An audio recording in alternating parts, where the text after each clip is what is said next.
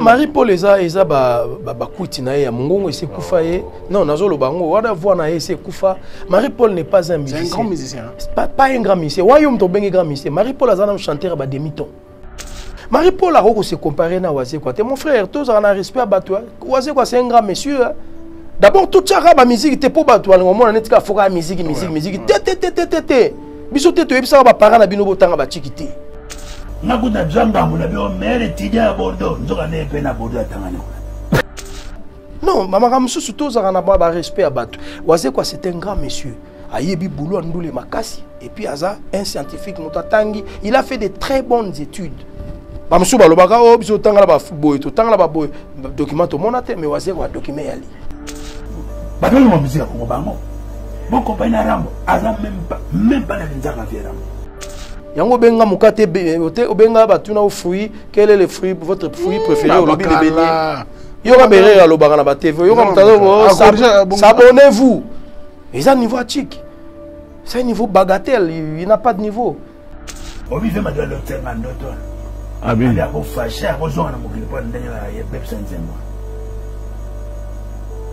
il n'est pas musicien. Il a forcé d'être musicien. Marie-Paul aye manze munanga, couple yanze munanga bolingo oyo e kamu isaki bato e le pesi nkele bebenga na koka moyo. Ba on va tiango gense alino. Nze munanga. Mais na yoka ne wa yema ba demi-ton.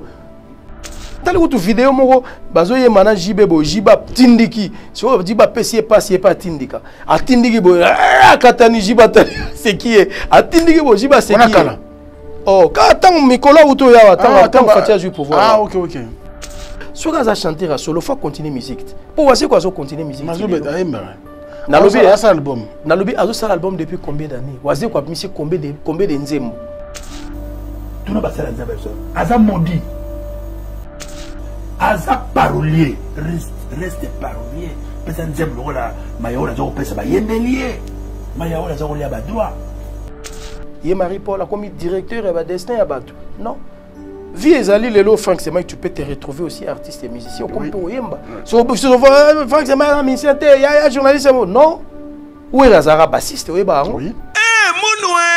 Qui a dit que Bandoule Kozonga te chez Djonga 3 azongeli base naye na Paris oyo yesika bozalaki kolia komela pe koyoka ntule na niveau ya 2 fois te boyeba ke bilenge zongi na Paris na niveau ya kosakana te chez Djonga 3 awa chaque week-end bilenge zongi ya ndule à partir ya le 17 février 2023 ouverture officielle ya Bandoule Bokozwa chaque vendredi Suzuki Luzubu 4x4 grands chanteurs de mon pays à partir de 20h jusqu'à l'aube. Pe samedi, bokozwa CNN Alligator na baninga tout awa boko sepela joli kitoko. À partir de 20h jusqu'à l'aube. Pe dimanche sombele souka bisanga. Bokozwa Nokolias, Emile alias de Mingongo, la voix qui cloche et longo na wenge poussana to vanda en matinée live. Oyo ekobanda à partir de 18h tina minuit. Kasi tunanga inini. Kaka ceux qui aimaient la CBC. Mbala moko night club to boîte et fungwami à partir de minuit. Ti ba 5h avec DJ Bobo. Oyo akosepeli sabino na bandole pe na ambiance ya kitoko. Malolo. Oui frère, Babi Djonga. Futur. Hein? Nous te reçons la 50 boîtes. La Katakin, c'est Djonga. Chez Djonga Twanga Nantaba, Ezwami na adresse Oyo, Noisy le Sec, Nassime McDonald, numéro 25, chemin de Grou, 93 130, Ozamo Bimba. Chez Djonga Twanga Nantaba, Yangonde Zali mo boko ya ambiance, na kati ya Paris, pe na France mo Bimba.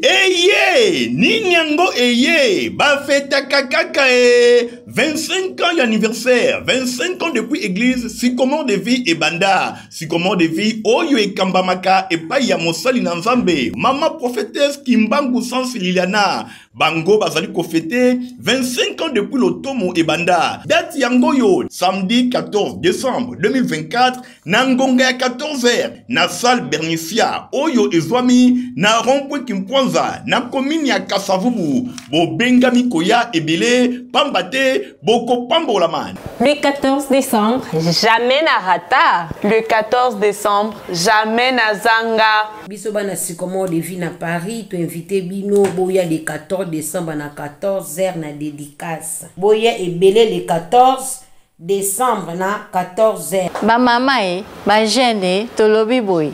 Le 14 décembre, toko raté yango te. Louvounou. Yokatem, le secret de Dieu au Congo. Où étais-tu quand je fondais la terre? Pour la louange na adoration, Tokozana frère, Moïse Matuta, sœur, Enis Manyanga, pe femme Tamar, et Koyinde Nandenga Kosakanate, Nangonga na 14h. Si jamais bota totiki na noue, totomboli yesue. Si jamais bala totiki na noue, totomboli yesue. Sycomore de vie, 25 ans, bon anniversaire. Mosako licence Kimbangu Liliana, Longonia, Nandenge au Bateli Lotomo. Et là, je reviens pour vous donner un deuxième rendez-vous, prévu pour le 3 novembre à 18h au Millionnaire Club. Le 3 novembre à 18h au Millionnaire Club. On va encore vibrer sur le son de Banzangongo. Et la rumba sera encore une fois au rendez-vous. Et je ne serai pas seul, j'aurai avec moi des artistes de renom. Et la billetterie est déjà en ligne. Il y a un lien, Go Events, où vous allez vous procurer votre billet pour le show. Et il y a encore d'autres sites comme pour les shows, chez Cathy Hello, vous avez Pokémon et vous avez aussi Le Millionnaire où va se dérouler le concert. Encore une fois, rendez-vous pris pour le 3 novembre à 18h au Millionnaire Club. A très très bientôt. Merci Claude. Bana Guine, Bana Dar es Salaam, Bana Poto, Bana Mokil Mobimba, Cité AC Moko, Afrique Info avec Frank Stemai, Yandankala, Twende. X-Bass, Marandura. Frank Stemai. Bonjour et bienvenue mesdames et messieurs, merci pour la confiance et la fidélité que vous accordez bien sûr au programme d'Africa Info et grand merci à tous les amis de Frank Stemai éparpillés donc à travers le monde. Je reviens chez vous dans le cadre de cette émission Face à Franck qui vous amène toujours les informations authentiques mais aussi inédites de la culture de notre pays. Aujourd'hui nous avons le réel plaisir de recevoir encore une fois de plus un habitué de cette émission. Il s'appelle Adesha Tipo. Vous le connaissez très bien. Il nous avait annoncé la dernière fois deux singles. Aujourd'hui, nous allons savoir à quel niveau se trouvent bien sûr ces œuvres d'esprit. Est-ce que c'est déjà sorti ou pas? Nous aurons bien sûr tous les détails ici dans cette émission. Nous allons parler également de sa collaboration avec Félix Oazekwa, les monstres d'amour et tout ce qui se passe bien sûr à la Sokoda. Adrien Tipo, bonjour et bienvenue. Bonjour, Frank Stemai. Ça va? Merci, très bien. Toujours bien habillé. Merci, merci. Oui, Bika. Ah ouais. Et ça, depuis bien, ils ont monté une douce, à Koyambo sur le lot parce que ça, me collait. 3 mois depuis ton mois. Ouais. Si... Non, 3 mois. 3 mois. Ah. 3 mois. Ok, 4 mois. Ah, 4 mois. Santé, ça va? Tu sais comment tu travailles? Tu poses ouais, santé, ça va. Studio P n'a avancé. N'a avancé, n'a sali album, n'a bino alors de Kalaté Bozouango. Nous avons bana ya lelo. Et puis, nous avons dit pour la bassine, nous avons dit Pototo ya kakoluka la vie toki mapasi Afrika. Motema mabena jalousie et comme bile ya ba Congolais. Basi to bengisa na poto bakoma banguna na biso. Faiblesse a mibalinza mboko yo mondele apesa privilège na mwasi somo. Mama yo. Mama yo. Yo nganale. Allocation familiale pour mama bala. Le monde à l'envers, oh yo nazo vivre na poto. Mwasi ya mwakelinga bisaka. À part wana, ça susu. Bana ya lelo bayebi kolamba te kokombolanda kote kaka TikTok bapoya kutu conseil miso se na Instagram Snapchat et Facebook Twitter na WhatsApp basusu na partout ba misusu balele ngai ko célibataire na ko balande nani choix multiple lelo et comment pena love soko salinga ngute oko balaba problème ben libale eloko ya motu ya retraite ya mwasi luka yo bala obota bana bakosunga yo lelo vive la jeunesse demain c'est la vieillesse et kokoma trop tard. Donc et puis là-bas Eva Salometi donc nazo bimisa album il y a 10 chansons. Abeta souma mba single té na bimisa 10 chansons donc Eva Salometi générique na biso titre nango à l'ordre pourquoi vous êtes embellé boy nazo zota embellé parce que je le fais avec mes propres frères. Naza na soutien té naza na producteur té. Kende studio fouté la bana batou bo na boy naza pe na bana batou tanga na poto na awa. Donc charge wana ezo encombranga. Donc, je sais que nous avons arrêté à niveau boulot. Pour le studio, c'est de l'argent. Net in un studio, on a ça et pas il y a ASP, pas JC tout quoi. Ils adorent un studio. Et pas il tout ça là. Monte ça l'album à Kofi je crois monde arabe. Il me ça monde arabe. JC tout quoi. Donc ça grand, c'est un grand. Donc on a ça dans un studio mo ils appellent que faut na ça la musala en bonne et due forme. C'est-à-dire jour musala na ngobima. Et ça la tech est un travail bâclé. Et ça la moussala mon pédale battement mon avec oui il a mis du temps. C'est avec une raison, c'est avec une cause. À qui me donne la raison. Mais c'est ça mais au bimanango bon on a déjà nazo largué dans nous bana ya lelo. Bana lelo. Wana mba tapoto ba sepela ki nango non wana nini le monde à l'envers. Ah le monde à l'envers. Ah le monde à l'envers. Na bossé ko titre to tiepo a titre zara ndé mususu. Masito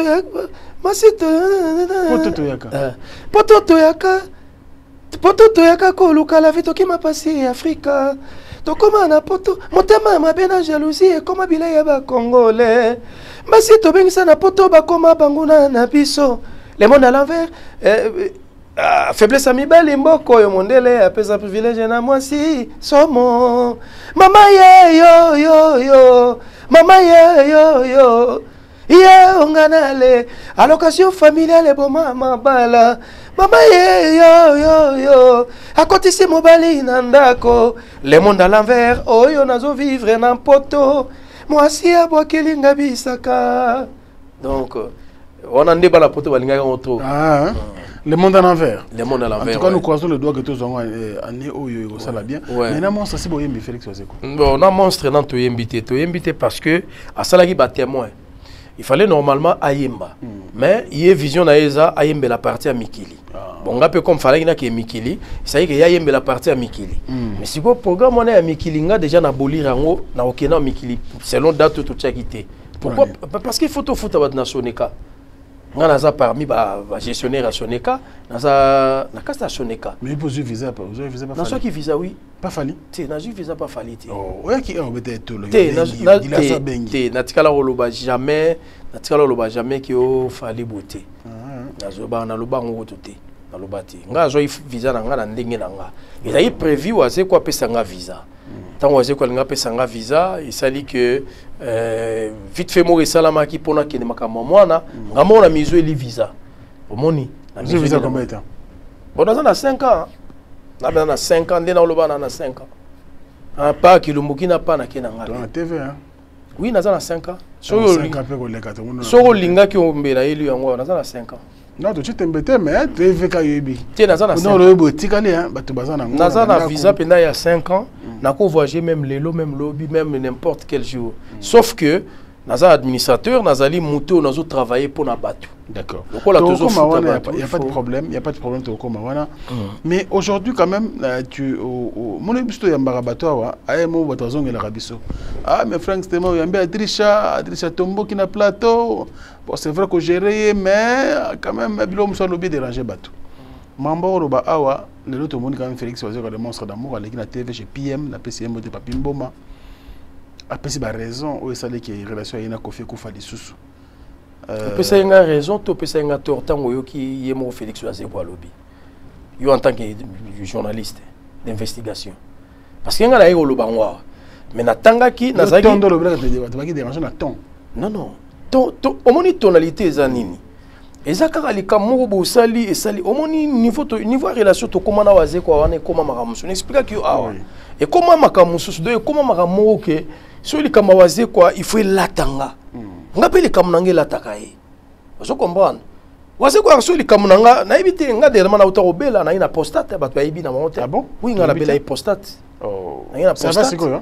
pepele ko pepele ngai na prostate wazi quoi donc tant kana yebisa bi faut yo kandenga lobi alors attention osapi tete oko conduire bi président ko tete zo taxi express zo taxi na zo taxi express tie pa na ye mbala moko lettre papa pesi ba garde corps ba kenanga tina promedis nga zo ba traitement na promedis wana ti pepele vous comprenez donc mutu oazo kota makamuna yo pe foko okota makamuna ye ngai lo na sengaka c'est sincérité kaka sincérité pour nga nazaka tellement sincère Frank Stemai to yeba no lelo te depuis to yeba na nasina lobelo tel loba mo ma pesa la au passé voilà to zarano ka bien so to côté to yamba na ka to donc voilà bato faut ba vivre bongo mokili eza na mukuse tant bazolo ba Jésus Christ revient bientôt bo so ko méditer so vous avez la vision otala talaka hero news o comprendre ndé mokilezo ke mokileke na mbangu mokilezo ke ne mbangu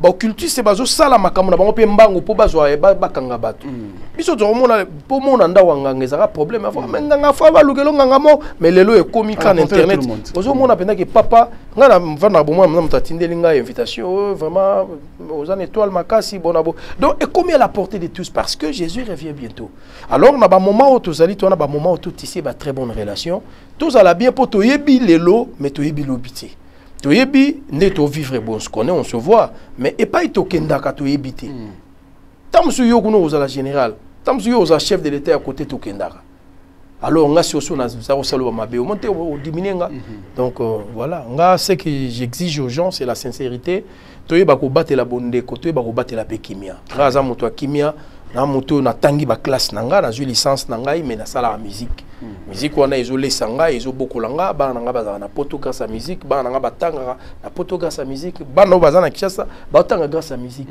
banana sapatu caleçon tout na la teza ya musique ya cop tenga la sala cop mshute cop na ngeza ndule c'est un peu ça alors sincérité au sein de bateau donc la manière dont Félix Wazeka lobelaki mingi balobaki azaki trop direct et surtout kotanga ba komba batu churamboma Miguel Niema, tout le monde Miguel Lobby, l'équipe pardon, a sali démenti et magamonio soyo monstre à l'obaki. Quelque part, il y a dérangé qui était.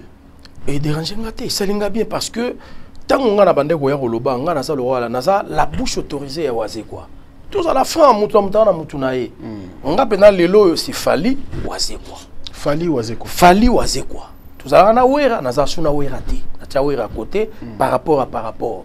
Nazarana fali nazarana waze quoi donc les kamba fali soko yena on a TV sur nazarana il faut na défendre les kamba waze quoi soko yena on a TV sur nazarana il faut na défendre voilà c'est comme ça donc ndenge le kilo sepeli parce que na sepeli parce que ngata on a les kakiawa nazaki un peu discret sur tali c'était la stratégie qu'on avait la stratégie qu'on avait appliquée na yemo monstre d'amour habité ko tanga kombote lobaka les kamba ngome ko tanga kombote na oyo tanga no abenga ki bopo oyo kite ke tangu batangi churamboma oyo kite churamboma tangi sunga likamba Fabregas oui tangu abenga Fabregas ma stade makambu kofi aloba na Fabregas voilà au moni c'est toute une chaîne mais ça likambuya ce sont des secrets d'état ndito vivre bo izane ti bo vivre c'est pas secret d'état nyo surtout eza olobate il faut yemo loba so ki yemo abi ke bon loba au lobby a ko biso ke loba 50% tikanga moko peut-être l'un 50 matin na ya loba tout ce qui est na posat ce que yemoko batbaki na posa ya bayo ba vérité yemosko monstre ya pesi bonsko vérité en bonne et difforme et puis à temps réel et makambuto le baiser solo bon est-ce que waze quoi ko c'est la montre le rôle ami genima au moins ba makamsu ezali photo yeba pe moi ba respect toi ba respect pe to tala raté po tamsu yo ça la presse boy tala pe âge tala pe vie tala pe makambo via sala oyo salate o pe voilà tant kolo a monique yo lobi yango bon waze ko ça li bon malo ba makamane ngona za fou qu'est-ce qu'il a à voir na ko loba mabe ya ko fito ko loba ke ko fait benga ki boyo non parce que sur tali temps bazonga na ki muta ko loba malama muninga mingi za ko eza waze quoi waze ko est allé plus loin ya ko loba même que ngana ka fanatique na ye ah mutu wala ngana c'est la réalité hein eza réalité non asa sincère la waze quoi eza sincérité so bona netinga lelo yo nga lelo na sepela mingi na fali nde na sepela na fali eza sincérité ya motema na nga na ko divulguer ngona miso abatu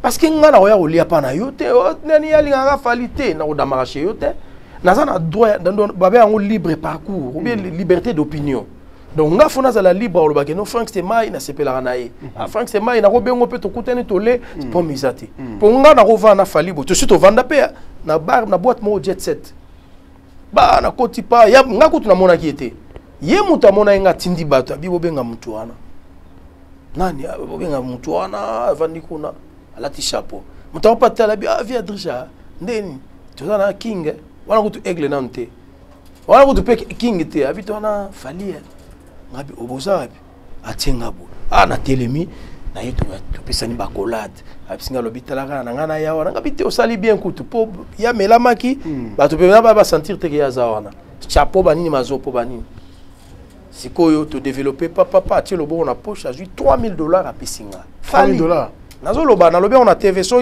mutafala au contredinga leka $3000 apenga $3000 ba to na kata boîte jet set na ville abi bon yo tikalo ba eno biso zoke na biso ngabe na gina moi histoire na moi fa quoi na ndenge zaka moi staff na gi moi poche pe na ndenge na ngome fali na pesinga so ki teti abi misinga be na maseke 3 balles be na pesinga 3 balles na tie na poche na tali na monde na ndule ya Congo na sa kabela na vana na wera combien d'années ça peut ngata $500 à pas wera est-ce que wera na bato kabela teke ba sepela ngala zolo banga ngala je parle de moi mutuni so de kika wera kasi so bato bazolo ba mabe na yo fulu ko changer parce que kolingate bato ba attribuer yo oyo o mérité te na sepela na nzemo ko felo mida loba na boyi ba linganga na bolingo intérêt bolingo na méritate vous comprendre na boyi ba linganga na bolingo o na méritate mutu fwa linga na bolingo yo mérité kolingate yo sali mabe bato balobi bravo je comprends bravo mabe do fallait apianga 3000 tamia bo 3 chaba na tango na pokoti enta na PC scanten zo mona na bimba mona PC scanten bu tango pe wango ba bimi na landi esko libanda na kepe olaka ya bo dia bo biso ko na biso pa bona za na Range Rover moko ya bleu OK ya bleu boy kotipa to pepani je me souviens avant de parler boye to kutana kuna falite na mona rara bu fallait faire l'émission à l'époque ni pas Papi Mboma alors ça la émission na chaîne Papi Mboma ça na Congo Web TV wana Congo Web ezo mettre na Sofide je crois azo pesa rab exemple habite Papi Mboma omoni mamunga na loba ezaneti bo toko saneti ni neti adrisha tipo ayi ko luka fali pupa siko bakutani na fali pupa te siko yo lobiki ye adresha tipo abi mais fali pupa tala muta opese exemple akomono na TV grande star le roi fali nabi me muto yo aza penda yanga ko vous comprendre nabi te openda za yanga et ça la plaisir donc ti lelo na zanga nde na ko remercier po libanga biso to boka bat mabanga mais so muninga boki libanga et ça la gelenga osana te ça la plaisir nga na vanda jour musu na mona bina saisa ya boka nga na TV mais obi na mona net na to mona salaire na parole na TV maman la plaisir donc c'est comme ça la sincérité est bonne faut ça la sincérité faut vivre bien waze ko azana e amutu mo wa ba vivre na batu waze ko so za na millier na carré na e o ba no se sentir comme un poisson dans l'eau to za na ba problème te biso vanda waze ko na biso to vanda sans problème. Et nous avons un solo, tu as la musique, soit ma solo scientifique sur les platiques. Et dernièrement, au Canada, le professeur Tuturoba, Robert Kisasa, il est un généticien.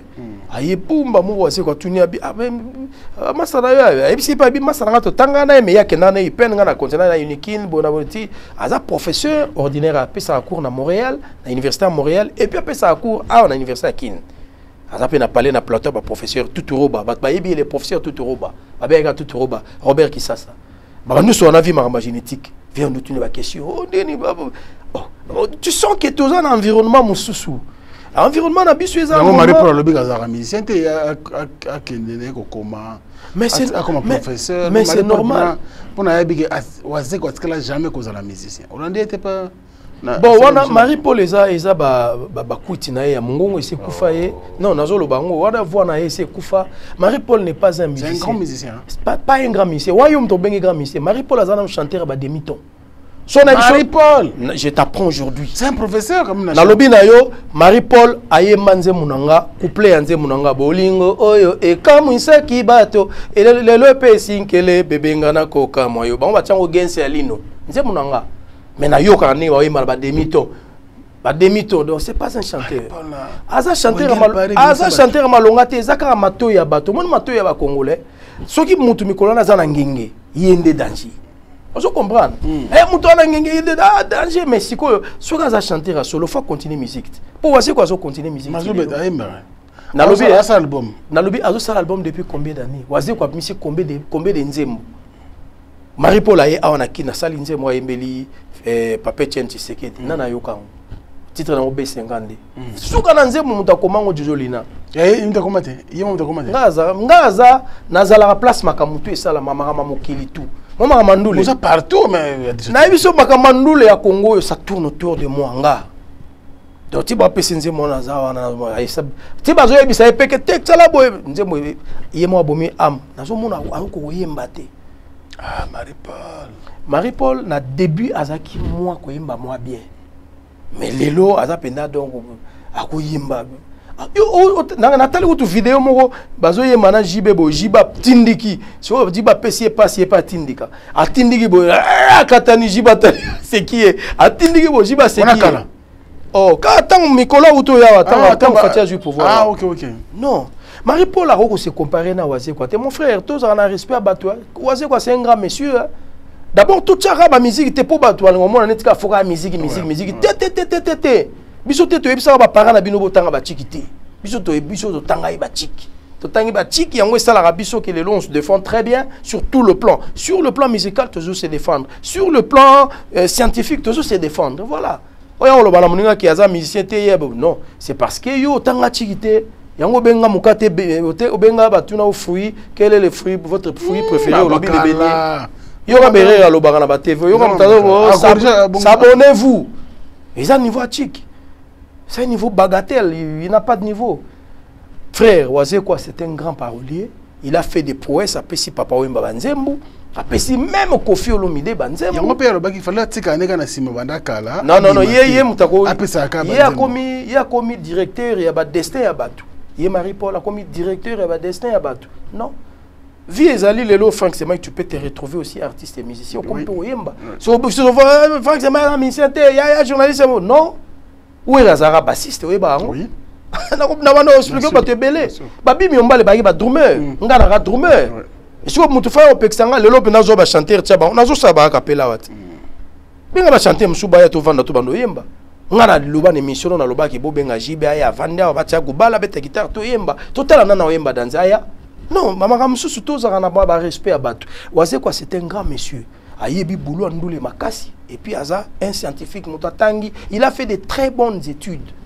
Mamsou Balobaka, oh, biso tanga la boy, to tanga la boy, document au monate, mais Wazé quoi, document yali. Nga so bina yelo lobby na yelo pena tout ça les missions na ya pena na attestation de réussite na ngana na l'accès yango. Na yelo yango pas au moni. Donc voilà. On a respect à artiste talent ya mutu to sara na ngoti au moni ngana Wazé quoi miracle na biso ezaka talent. Il a découvert en moi un talent vraiment inexplicable, incontestable. Moi j'ai trouvé en lui aussi un talent donc naibine na ko expliquer te na mo to kangani lelo Wazé quoi ça ba 61 62 azokende mazo sala banze mutile azokoma beaucoup de respect na mutu bongo Marie-Paul a sala nze monini. Oh, et bien a commenté tout ba pesa e na yebi so na ba no tango na ba na tango na ba koma ba pesa banze tanga titre mona ebiso mokolo na ngo ni ngana te ranze moniza za Marie-Paul couvre feu to vanda pe obeta masolo na été to na défier parce que to avancer na biso di ngala vanda pe na beta solo na été ya za misiete ya sa katana atikandule akoma ko diembela fachi akoma ko diembela IDPS point barre.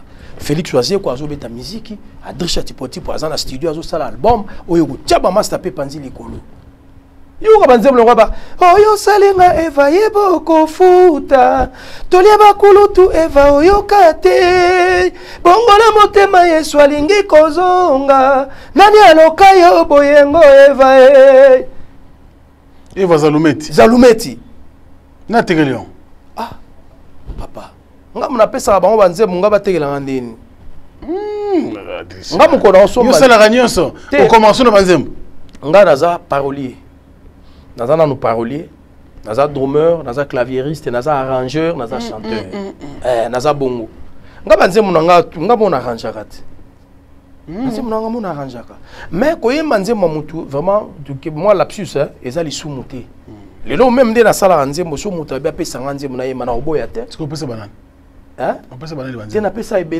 ebele napesa bawera bajibe mpe bayemba banzembo na nga jiba yemba nzembo na oui sanka yeba bayeli ye mpe ti eleki alepela oui mais yemba nzembo nini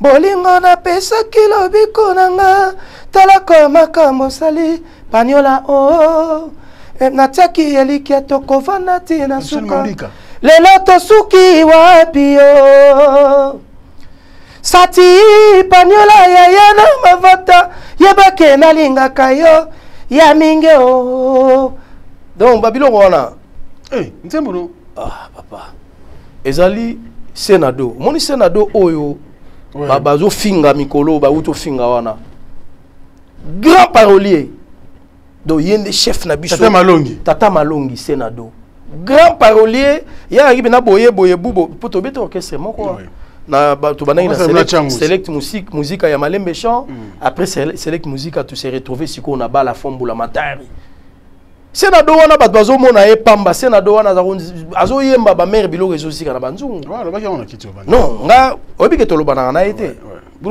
non on se parle pas on se parle pas na kope ekuta tambo tete c'est quoi voilà omoni oza devant un homme sincère on se parle pas petit frère na ye Chai amankaki Chai aza petit na biso mais amankaki tango amankaki ko makamoko ya yete ya kotiango na mrui tanga koti na récupérer pe na betie biloko ce qu'on a bengi senado en tant que grand frère to collègue nanga pour senado quelque part aza master nanga collègue nanga mais na âge aza grand frère pour tanga na ene na biso na école Saint-Hilaire na Kingasani singa na bengi senado abi me vie donné ni tala Chai oh teme yo bona à côté les Chai na bité yo fallo à l'église au milieu du village parce que yo za yaya fallo tele kinanga boza la bobo kenango boye ezela yo po ebi Chai nani tanga bandolo babilo wana nga bisha ine nani di muta mokuse mokomble o enta na beti biloko na l'équipe na émission na beti na plutôt solo raté mais grand parolier senado wana bozo mona bozo mona neti pamba bo finga ye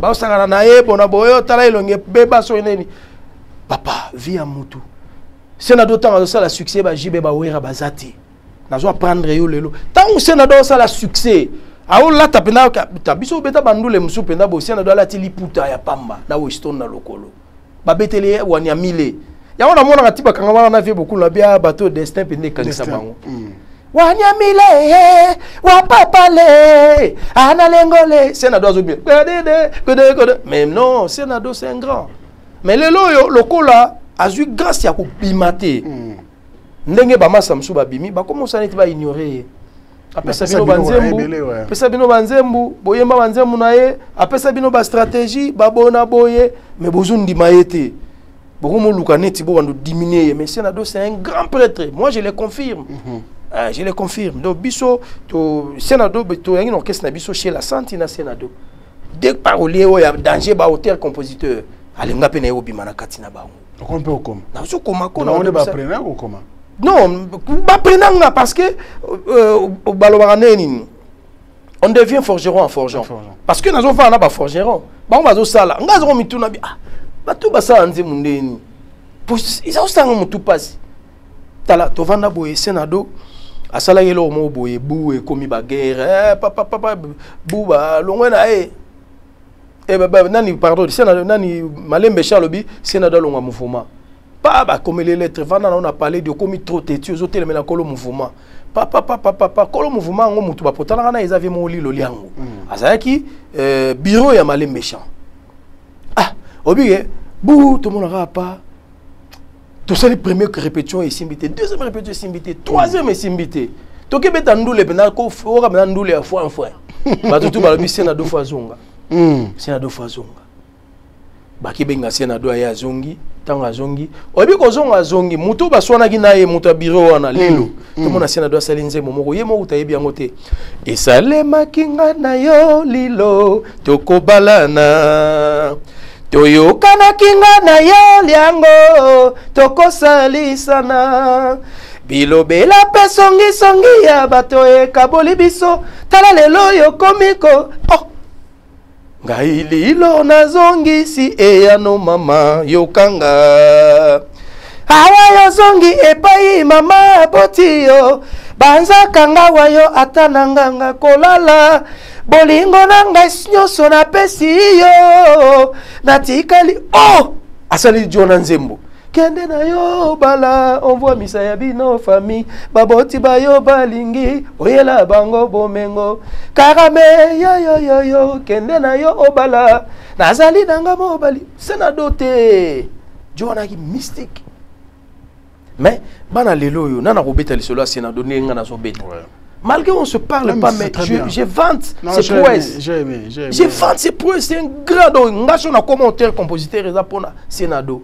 eza pe pona Sheila vous comprenez Sheila sali à moi nikide ayinango to vandi bon ngape na tie souci nangai sukate général ngo vocal nanga pesibul souci nangai sukate ngai senado olongo lilobi kona ngai mama opesi nzoto pe distance amoye ezaki amaye amaye lumayo tekela ngai donc voilà donc toi qui tokomela le roi trio ya bato bayemba toko so masa moko moni Jackson so ayi na nzembo moko boye Joana aisuna ba donc biso to aki na collège ya batu basala nzembo mais moto a forger biso te c'est notre aîné Senado j'ai beaucoup de respect big up honorable Senado tata Malongi début bo guerre esili te guerre Malongi guerre évidée guerre ezali ngape na ko causer na journaliste c'est ngape na ko concilier il y a rien via solo faux yebe na phase ya musika mais via oza danger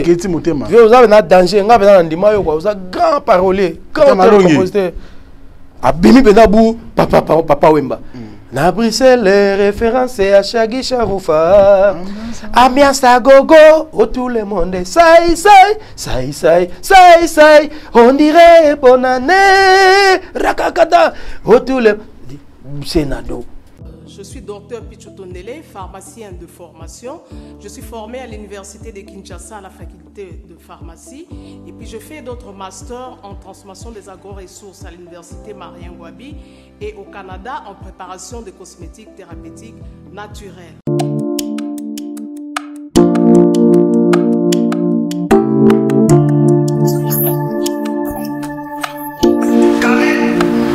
Oui, chérie. Tamponi, c'est bien mon c'est mon amité.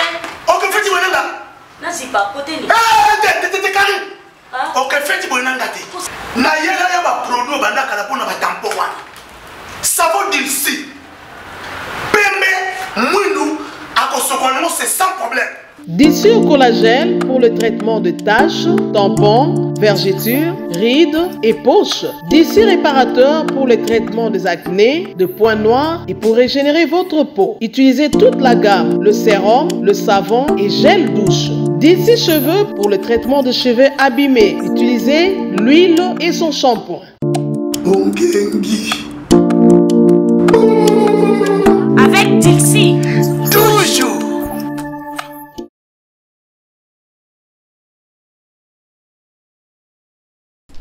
Vous comprenez? M'appelez belé. Bon, Tinaro. Très bien, en tout cas, bravo l'artiste. Senado, en tout cas, Tata Malongi, c'est quoi ça? Ils ont hommage. Il faut pas n'appeler. Au moni, on a sali les appels hommage envers Ene Nangawana Senado. Parce que la valeur y a moto.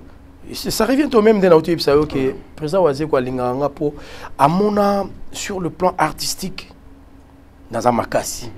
Et puis à comprendre que scientifiquement la zape makasi. Amona que oui, il y a un scientifique. Donc koutani siko scientifique na talent. Il y a un talent et pas un scientifique. Na talent na pas scientifique, il y a un moni to koutana. Et puis ngana ko sa ate. C'était moi na lo bano awa. Nga to sa no émission attaque combien d'années zonga au monde a et puis nga ba pe nga raison en retard. Adrissa il a raison. Raison, en retard. Merci beaucoup Adrissa Tipo. Nous allons bien sûr évoluer depuis Colosi. Je pense à ces grands messieurs, le patron qui partage avec les autres, qui écoute également les autres. Le DG Costa Itangu, le Boulezanga Souka, Ayebi. Merci beaucoup pour tout. Le DG Costa Itangu, Yamachati Itangu, maman sociale, maman Yaban Ebele, et sans oublier son fils, le DG Didi Levis, Ilunga Yama Debo, Poivre Noir de Kolwezi. Merci beaucoup pour tout. Merci également à Capax, Kaloumé et tous les amis, bien sûr, qui nous ont accueillis, bien sûr, là-bas à Kolwezi. Nous sommes ensemble avec vous. Trésor, mon frère, je ne t'oublie pas. On est donc... mais c'était moi, ngala sepela telo mo sala na colère nango. Oui, sanga au coup de sanga pendant Fabrice qui t'envoie parking à Badiogo to kutana te. Ah ouais. Prometanga pendant que au coup de sanga na ye Fabrice qui t'envoie parking à Badiogo. Comme on a yo kango awa pa na yo avant yo kango ba misie ba oboka bo. Ba to comme na belé mais bon, biso to banda kaka. Voilà. Mais ba au coup na qui t'envoie Fabrice qui t'envoie, y a pas de souci. Et puis on est donc ensemble. Alors nous allons évoluer bien sûr avec vous. On oublie awa que vous allez administrateur peine à Soneca. Mais Soneca, ça va liquider. Soneca en liquidation. Il faut continuer. Parce que on a banque administrateur à Soneca. Soneca en liquidation. Ah d'accord. Pour vrai Soneca, ils allaient en liquidation. Après 30 ans, il y a carrière, il y a une société de droits d'auteur et il y a qu'à la dissolution. Après la dissolution, vient la liquidation. Donc nous sommes en train de liquider la société progressivement. Toujours ça, là, nous avons recouvrement forcé parce que tout ça, la liquidation juridique et puis judiciaire et puis administratif. Donc, autre chose que tout ça, va recouvrement forcé. Est-ce qu'une société qui est en liquidation peut faire des recouvrements? Bien sûr. Mais c'est lors de la liquidation qu'on procède au recouvrement. C'est quoi la liquidation? La société n'était pas au Congo. Africa Info. Africa Info. Qui est en Ankala. Tout est. Africa Info. Ils ont batunango. Ils ont biso tout ça en Africa Info. Mais délai n'ango cookie. Il faut pas dissoudre ango pour pas créer sikoyo société mususu. Tant ba créer ba dissoudre ango mbalamoko.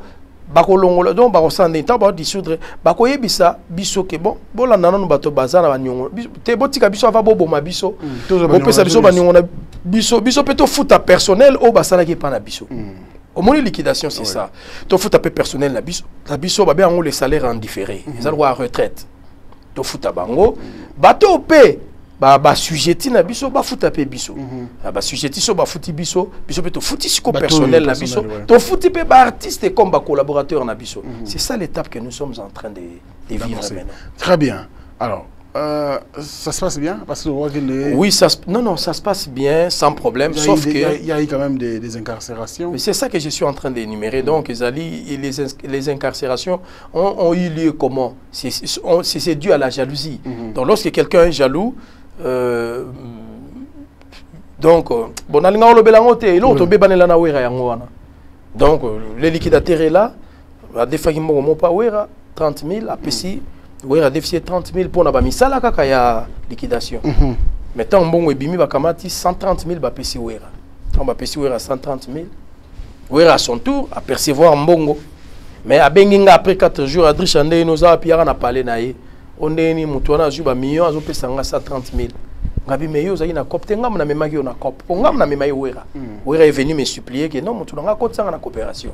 Ngam na kotsa wera na cop. Tant na kotsa na cop sikoyo ba pesa 100 000, ba pesa 30 000 ne ba defaki bénéfice à 100 000. Mabe basali mabe enta wera benga que non photo kangisa mutu wana bakanga ye po to ko benemo 1 million isa biso bien. Ngaso na mona ga mabe. La téléménabino de la forêt, moi les mal ne passera jamais chez moi. Est-ce que vous avez 100 000 à bénéficier? Non, il y a un secret personnel. Non, il y a un 100 000. 100 000 prix? Oui, il y a 100 000. Et tant qu'administrateur ou artiste? Non, il y a 1500 en tant qu'artiste, mais il y a 100 000 en tant que mouton. Et vrai qu'il y a 4 boîtes, comme porte-parole administrateur. Mais c'était beaucoup d'argent, 25 millions. Et ils ont un bateau, ils ont 300 000, 400 000 basali. Comprendre?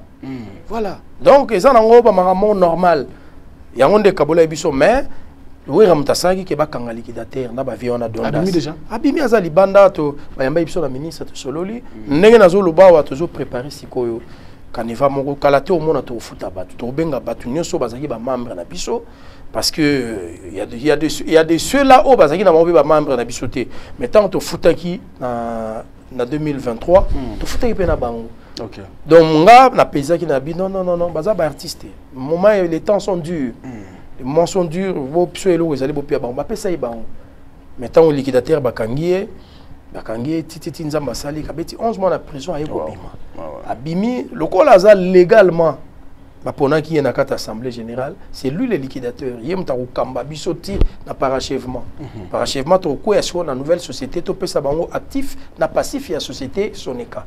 Donc, Sokoda. Voilà. Mais Sokoda fonctionne déjà malgré Soneka en liquidation. Mais il y a un lobby fonctionnement où ils ont dit Sokoda ba yebike, bango baza bana ya Soneka.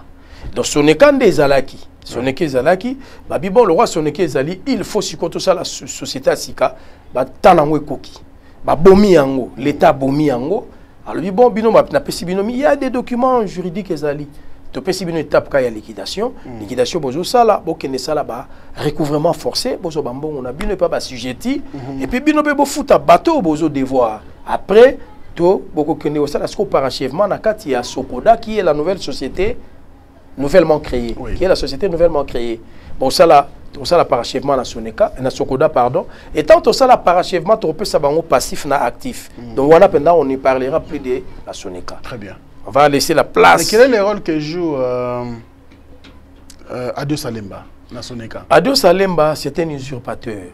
Et ça n'engenini. Société Koufi. Yo kendano poto sali 18 ans. Barifoulé yo ozongi tant ozongo kuti ko société c'est kufa l'état satia comité à liquidation ou ezo kamba pour bazo ba mbongo à liquidation yo lobby te société ko kufa te société fo ezala ni nango OK le rôle mboka eza ya kotengama te mboka eza kotengama nini juridiquement parlant mboka eza ya kotengama te mboka eza kotengama papa appareil judiciaire ya Congo eza ya kotengama. Et bandi ko bonga mutazo redresser en excellence mutamba. Tous à la fin. Biso to kangama arrestation arbitraire. Le fait d'avoir dénoncé Mutoyibi aliyo ba yo kanga yo kepe prison beti 2 mois. Ce chef de l'état Kabila tembe na beta so combien d'années? C'est le calcul il y a Nogangulu. Voilà. Donc justice est malade.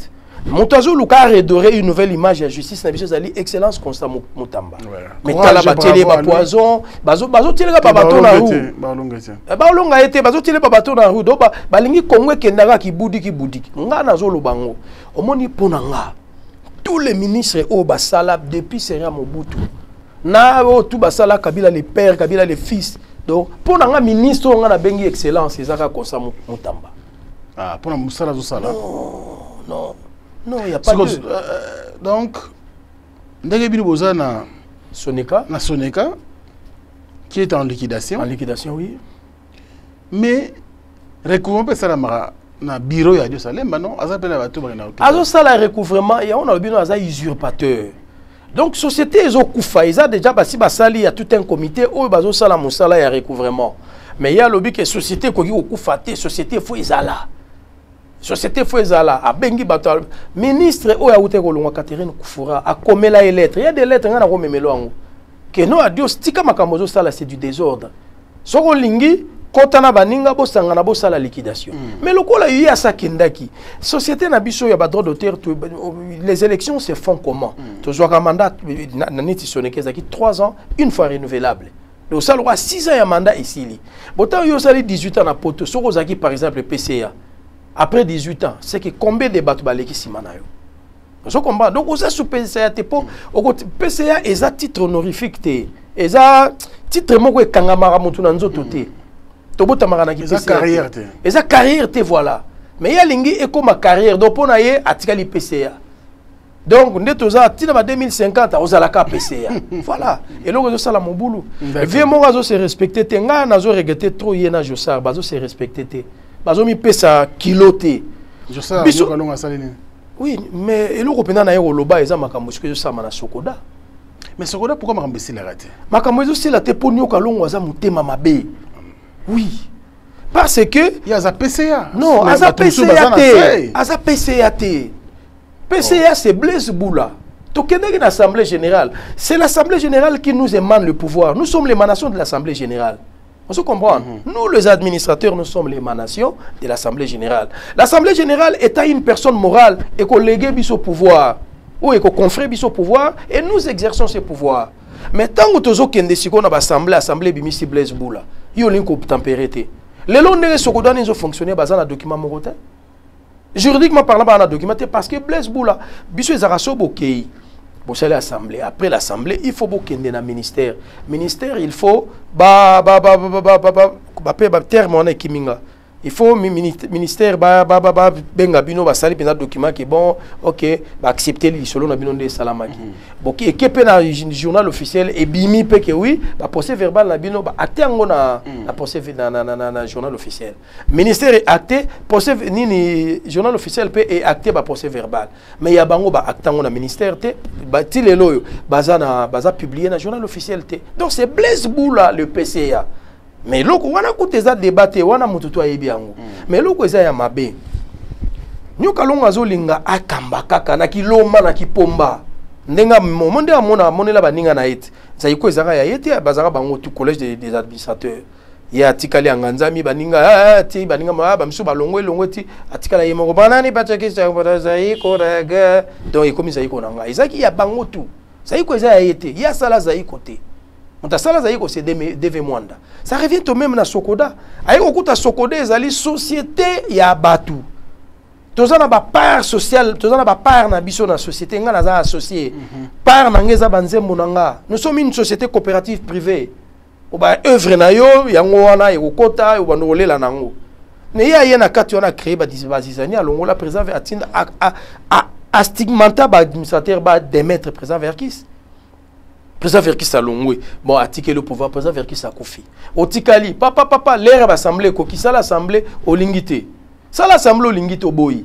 Ministre a comme mais faut ça l'assemblée au boy. Bon, la statut n'a pas ali ceux qui PCA a convoqué assemblée, conseil de surveillance va convoquer assemblée. Conseil de surveillance, il y a comme on peut ça bon bala, c'est comme boy au ça l'assemblée. C'est quoi le troisième prise des ali nini. Ndenge na statut na biso e komama eza penda stipuler la statut na biso que ceux qui président conseil d'administration a convoqué assemblée conseil de surveillance va convoquer ça revient au ministère des tutelles. Le ministre faut convoquer assemblée.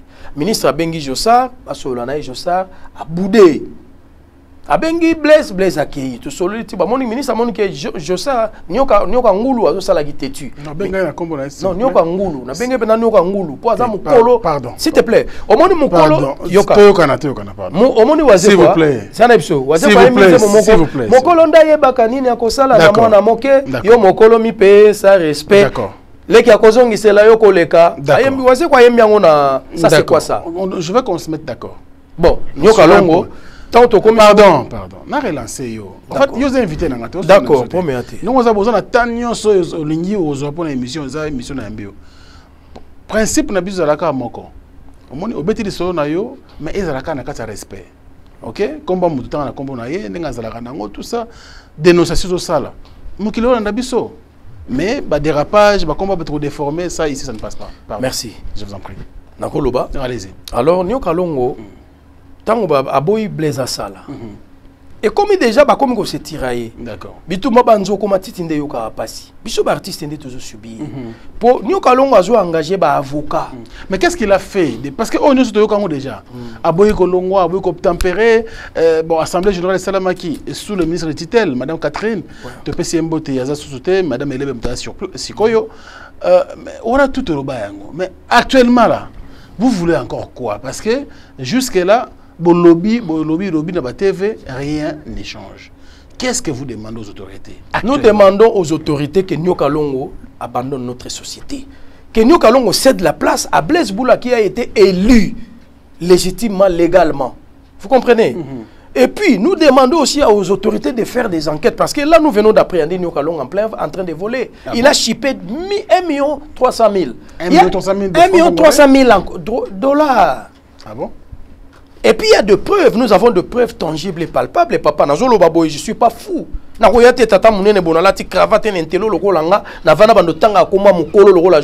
C'est un grand. J'ai beaucoup de respect en son égard. Mais Azoïba, tant que Tolobi qui est la Blaise à gérer. Nous allons aller côté tout ça là boy ma bébé qui est justice a sali ba procès de parodie ko zo pena que atindi donc ils allons rôle en ensemble na yo tant ensemble on a fundi yo tu on a fundi yo on a droit de défense faut tinda ba avocat na yo on appelle na tindi ba avocat mais nyoka donc on a fundi yo nyoka longa fundi Blaise c'est quoi oleba notifier Blaise et pas non le bon que justice en mboka na biso eza malade oleba ke no notifier Blaise basali nko ba notifier Blaise te donc Blaise a habité yo yebi noté que adresse funda ki yo ezalaka donc yo ke osamba donc nga adresse na ke osamba contre nga moko bona no samba na place na ye mais adresse sambi contre ye moko nyoka longo sambi contre ye moko donc nyoka a envoyé 4 avocats na part na ye na 4 avocats na combo à Blaise mais ba avocat wana baza na mandat ya Blaise te donc avocat ngo to yebi bango baza ba avocat Jossard basali je ezaka net ba petit na to vanda ka yo créer sur que non likamo ezali ke faux boye ou créer ba avocat ya lokuta de baza ba vrai avocat pardon mais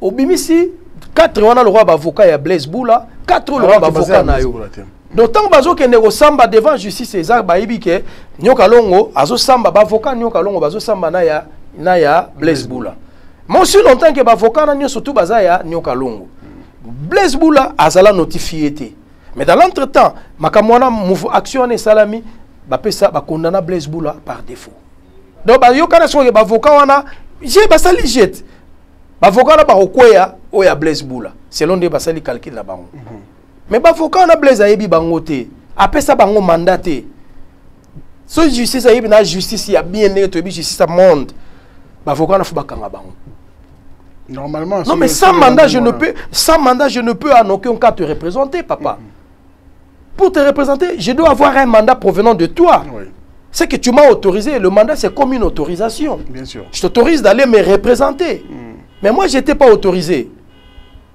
ok tu plaides dans mon nom non ils a marato d'accord. Donc ce qu'on a compris, c'est que jusqu'à là... Je m'excuse, sans vous couper les souffles. Allez-y. Tu continues na banque, donc pour mes alignes. La banque, pour s'acquérir des informations, il faut avoir une autorisation. Non, l'autorisation là-bas, on a une réquisition.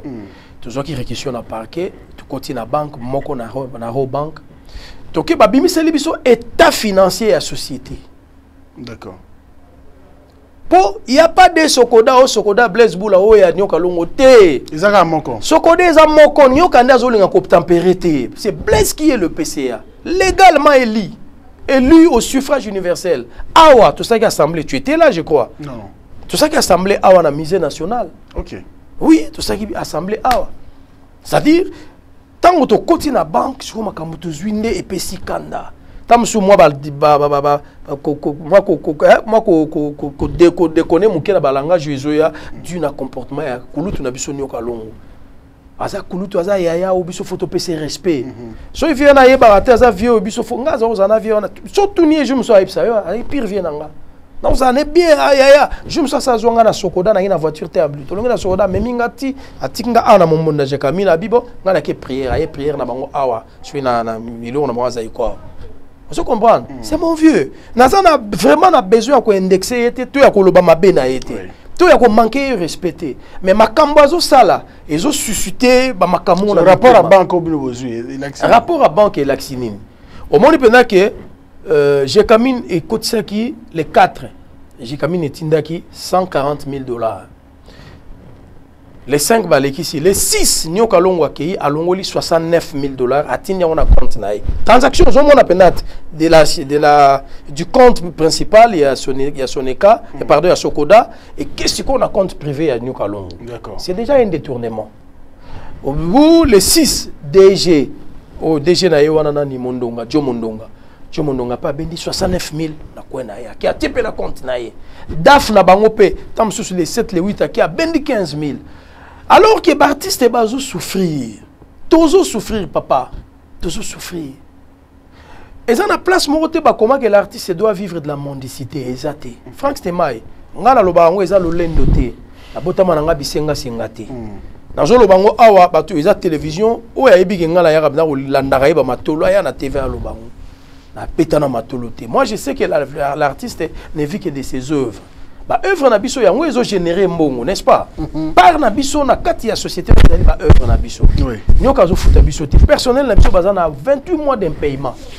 28 mois. Nazo lobela yo qui va vérifier. bango moko société ba nyongotel mais l'équipe ba bengani bango ne na lobelo bo sokoda et place ces yebanité ba bengani bango te ba longoli bango na place ba la siège aux acquis na nani na place des évoluer ba longwe ba sa suwana te ba nyongweleki mokolo place wana za avocat na sola na ye abosani komona na sola na ye alors Nyo Kalongo mon pela ke mbongo ekota ki 40 000 ya bendi 69 000 abwaki na compte na ye. Parce que normalement et loko bango balongole la président Verkis na kati ya Sokoda balobi que le président Verkis s'ingère na gestion ya directeur général. Pour na nini pour DG azana na signature Verkis a qui na contre-signature. Alors ça revient au même Nyo Kalongo bolongole ki Verkis pona yango. Mais le loyo c'est le DG qui signe et Nyo Kalongo azo contre-signer. Donc c'est le même mouvement, rien n'a changé. Bon, Bambongo Nyo Kalongo azozwa wana et ça permis. Pour la statut de je connais l'article 69, si j'ai encore une bonne mémoire et lobby, aucun artiste, aucun administrateur n'a le droit de faire des prêts ou des emprunts au sein de la société. On peut emprunter, on peut aussi prêt de la société. Vous comprenez? Et ça autorisé.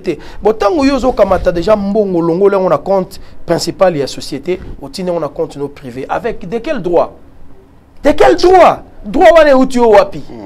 Parce qu'il n'y a que le DG qui est habilité à reconnaître la banque pour un mouvement et un circuit bancaire.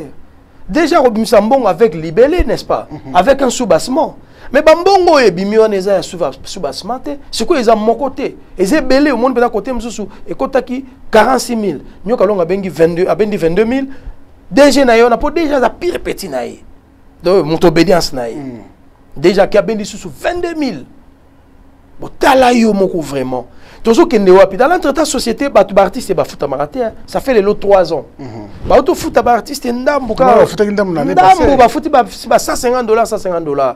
Et puis le DG wana nani Dio Mondonga. A comme il biso pena lettre quoi le non chers artistes, chers collègues artistes, bona boye, tous en a difficulté financière, moi tout foot bino ezate bo excuser biso pendant 2 ans oyo. Mais na kata 2 ans wana sko bango ba yibi bambongo tant to bimi c'est ta financière société to leli. Pour ça bango ko bambani ko longa ta mulangi na nzela.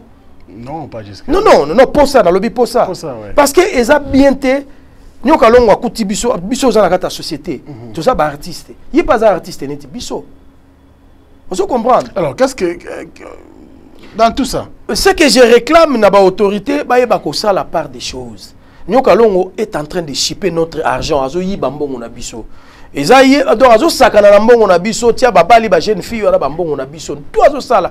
Ba ngai na kota la prison pourquoi? Parce que Nyo Kalongo a defaka bendaka $20,000 pour bakende États-Unis mo bakendaka. Aji pas à gouler on a agwaza DG na bango. Mais tant que comme on a un conseil d'administration, il faut tout vendre à tout solo là. Il faut tout solo là. L'argent ne peut pas sortir comme ça. Dans un truc, là où il y a un collège d'administrateurs, tout se passe dans la collégialité. Et puis on établit toujours le procès verbal. Ça dit, sur le mot bimisata, 1 franc. Il faut tout y a une réunion conseil d'administration de Fandi. Bon, Franck c'était moi, le bimisa 1 franc. Ah bon bah nga misa info ngo pona nina nga sana ngoni faut pas ça peut libérer nango bona boté na zana ba difficulté obenga na kufeli mama bona moni ke info ne ko sunga ngai boba misa bo mondeni te aza mutu aza ba problème bo pesa ba bon DG sala mais bo ça la ngo procès verbal mais bambongo ya zwaka $20,000 il y avait aucun procès verbal ya ngo na osaki le ton quand j'ai haussé le ton akangisi nga usé na ba relation ne ba kanga na ke prison. La qui est prison, président Kabila bimisinga, tant on a bimi pour voir les fatia sa côté. Na comme le chef de l'État Kabila a epsinga bi voir Nemi Mouilania, na bengi Nemi Mouilania, excellence Nemi, merci beaucoup pour la news sur ça pour nanga, ni na bima prison. Mais les lots siko ça revient tout même la même histoire se répète. Makambo mabou ya lo banga na Verkis, ya lo salango 20 fois plus que Verkis que Mongana. Que Mongana était un légaliste, que Mongana n'a jamais volé. Bala que ça va document que mon gars na mbongo ezate. Vous comprenez? Mais il tozo kanga ye mukolo o biso aki to ko pesa ba respect, to pesa ba révérence. Nous lui devons beaucoup de révérence par rapport à son âge et par rapport à ce qu'il a fait dans ces pays. Oui. Mais azo yiba. Bon la sanga siko et pas nini na constitution mboko elobi ke moto le roi azo sané musa malamu so azo yiba bo kanga été. To mona ki kamere un innocent à côté bolo quoi. Alors, qu'est retenir de ton passage? Ce qui est à retenir, Ezali, que Nyoka Longo est en train de voler l'argent des artistes. C'est pour cela que je suis en train de sonner la sonnette d'alarme aux autorités. Qu'ils essayent de faire quelque chose. Parce que là, moi, je ne peux pas me faire justice. Ni les artistes ne peuvent pas se faire justice. Mais ce qui se passe, ça nous au cœur. Alors, l'an 4 matin, il y aura quelqu'un qui pourra parfois se fâcher à Telemi, Tamso, à Salelo Moamabe. Pour Netinga, Moté Malanga de Souka. Na omona ke bazo futa ngate mais mutu mo azolia mbongo nanga azolia mbongo nanga na bicéphalisme donc l'état pèse otala siko pourquoi biso ba artiste toza protéger na l'état té na tant na 2023 tant to sambisa to sambaki na ye alobi ke 2,400,000 ebité andimika 800,000 il est passé aux aveux. Il fallait ba kanga yote bo kende bozo atobenga bino depuis na ba benga bisoté ba bomba ye po abinisa bango mukongo akoba. C'est ce que nous ne voulons pas. On ne peut jamais se laisser marginaliser par Moutoumoko Boepo, Yaza, ceux qui peuvent assorana, nani, soit assorana, nani. Non. Et ça la bien té. Totikelio, au sengi au sala, bo totikelio sala. Mozo iba, ozo iba. Ko iba ya nazolo bango, son a kosi apporter nga plein to yana laksa ba preuve. Il y a des preuves. D'ailleurs, on a laksa qui ba preuve, non moni yango. On moni ba preuve. Blaise à l'action. Bien sûr. Mais comment? Niveau et à Moïbi wana. Vous avez votre ministre de tutelle. Nous avons la justice. Néo Lobby, Excellence Constant Moutamba, aïe, vraiment il travaille. Tout le monde a Moussala, justice Bené Télémi et il y a les prouesses. Mais si koyo bino, bah instance ni beaucoup na okuta nango pour que vous trouver solution à des cambo bolera tous les jours na télévision. Merci. Autre question mo kitoko. D'abord tant tozolo belali kamba procès de parodie. Au moins ceux qui justice ces équipes na justice ya solo. Parce que le chef de l'État apprenait l'état des droits. Si vraiment l'état des droits existait, tant que il y a un procès de parodie, il y a un mandat qui vandi, batindi bavoka basamba na komono sa mandat. Ils ont maman amalgame. Maman infraction be bakanga bavoka wana, na magistrat wana fallait bakanga. Na huissier de justice o yazaki censé ko kende ko notifier PCA Blaise Boula. Mais quand ça se passe pas comme ça, et tout ça la mawato. Donc c'est comme si biso to komi ba sous congolais, il y a un congolais Congolais, pena biso za ba sous-homme, ya ba Congolais. Non. Et ça la biso passe. Moi, les lots, tant que mon ça l'émission, il y a des ceux-là qui t'insultent dans les commentaires. Mais malgré vous m'insultez, c'est moi qui est en train de subir. Nazo subir musala na sala yango yo. Ngaza licencié papa na sisa na ipen, makambo na tanga na sala la ngote. Na sala la rande musique aro nzamba tia katinanga. Naza bon chanteur, naza auteur compositeur, na sali banzembo ebele na composant na pesa pe batu. Nga moko pe nazo sala ti lelo. Mais mutu aza censé protéger ba œuvre nanga na ngai ezali société ya droit d'auteur. Mais na société droit d'auteur mutu aza wana zo linga ko tikate.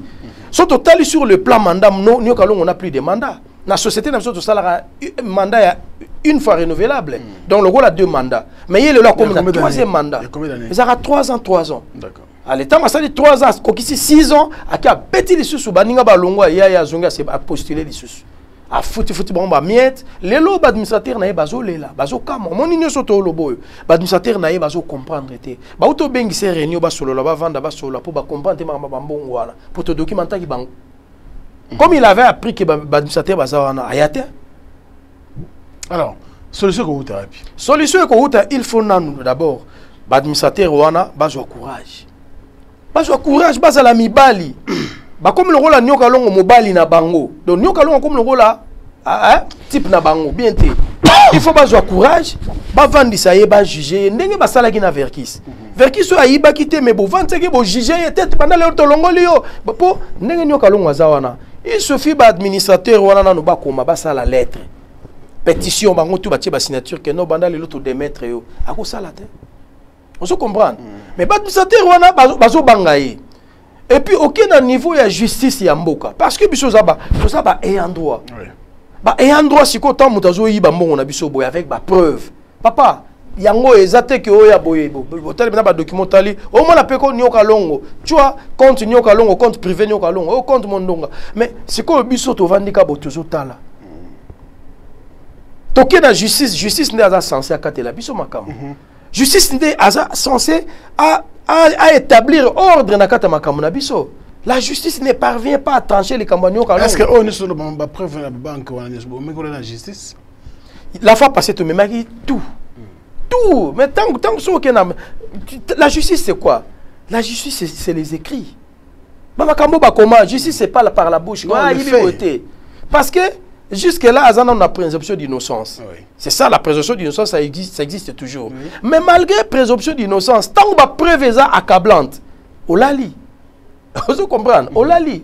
Mais maintenant, s'il faut vraiment établir la loi telle qu'elle se présente, bah établir maintenant justice n'engé sengeli. Faut pas kangaye. Mais ce qu'on va kangaye, pourquoi montre la caméra à côté de la prison en Mboko? Le roi est président de l'Assemblée générale. À côté de la prison à Makala. Assemblée nationale. Le président de l'Assemblée nationale. À côté de la prison. C'est là où moi je trouve que ils ont ça là. Pourquoi tu es prison non, c'est par rapport au fait. C'est par rapport au fait. Justement, il faut saisir d'abord les instances. Papa oui maïma na au mezantomo. Au mezantone. Motamoyi bimboka na ye boloko. Nakosi. Mais mon tuto yebi kende toza toujours tambola, c'est la loi qui nous régit. Merci beaucoup. Mon tuto yebi que ceux qui na yebi ba okanganga. Si on a vu moi ça mutu ba okanganga. Voilà. Biso toza biso tokoy ko se faire justice te papa. Tolingi pays et ça la justice amboka na biso et katela biso likambanyo kalongo. Bambongo azo yiba, azo futa biso te, biso toza marginalisé, bambongo na biso moko azwaka ba avocat wana ba samba contre biso. Na yebi te so zo comprendre le quoi. Très bien. C'est ça la passe. C'est la fin de notre émission. Merci, il n'y a pas de problème. Konzamboka va réagir. Hein? Va réagir. Sinon, on doit se faire la justice. Non, non, c'est pas permis. Non, on peut se faire la justice. Nabi, hein? Tu es un parent, papa. On est des parents, on est des responsables. Si l'enfant te présente avec un dossier que tu ne parviens pas à donner la solution, l'enfant doit chercher la solution ailleurs. Mais solution à moi, nous allons à Mabé. Tant que la solution, moi, est préjudiciable et vous avez préjudiciable à sa vie. N'est-ce pas? Alors, c'est ça, c'est là où nous sommes. Surtout parce que nous avons un pays nous avons des institutions. Nous avons une institution. Nous avons comment on appelle ça? La constitution. Constitution. Tu as la constitution. La constitution, le but est que les Congolais sont femmes et la muninga. Non. Ils sont Congolais des souches. Tu botami out, tu collé out, tu kufa out. Merci nous n'avons beaucoup. Aucun autre pays, à part notre pays, nous n'avons aucun autre pays. Merci. Et à part ce travail, ces métiers que nous sommes en train d'exercer, nous n'avons aucun autre métier. Allez, Adja Tipo, merci beaucoup. Et ça la passe, mon frère Franck. Et ça la passe. Vraiment. Tous ces émissions. Là, les enfants. Donc là, nous sommes dévoués à notre propre triste sort. Merci. Je pense que Bakio pour ne plus se répéter. Je pense que le message n'a eu et les autorités vont réagir par rapport à ces dossiers. Merci beaucoup pour la disponibilité. On appelle à remercier Yomingi pour la disponibilité. Attends, je m'excuse aussi pour notre retard parce que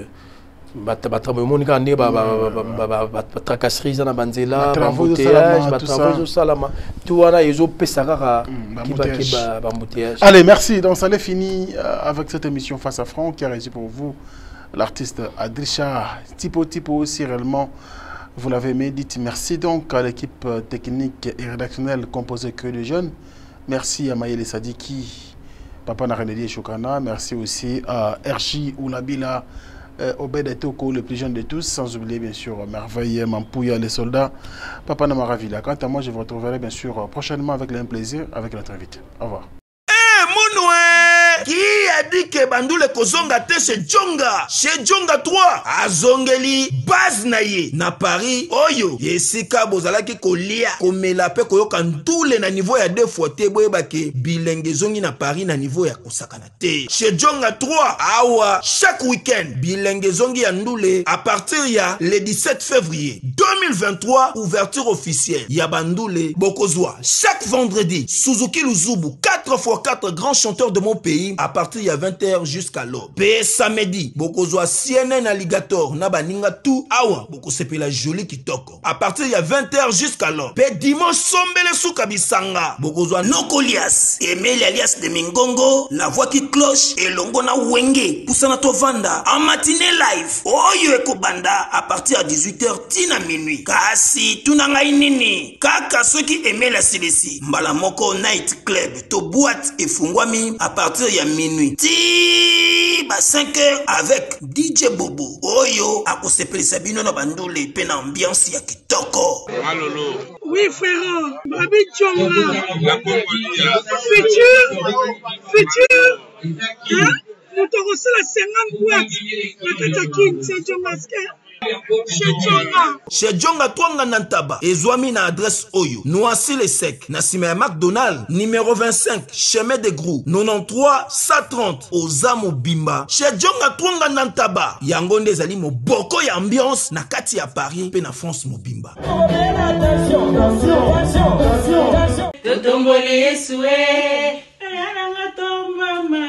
Eye, Ninyango Eye, Bafeta Kakaka 25 ans d'anniversaire, 25 ans depuis église, Sycomore de vie et Banda, Sycomore de vie, Oyo et Kambamaka et Paya Mosali Nanzambe, Maman prophétesse Kimbangu Sans Liliana, Bango Bazali Kofete, 25 ans depuis l'Otomo et Banda, date Yangoyo, samedi 14 décembre 2024, Nangonga à 14h, na salle Bernicia, Oyo et Zwami, na Rompwe Kimpwanza, na commune ya Kasavubu, Bo Bengami Koya et Bele, Pambate, Boko Pambolaman. Le 14 décembre, jamais na rata. Le 14 décembre, jamais na zanga. Bisoba na Sycomore de vie na Paris, tu invité Bino, Boya le 14 décembre na 14h na dédicace. Boya et Belé le 14 décembre na 14h. Ba mama ba jeune tolobi boy.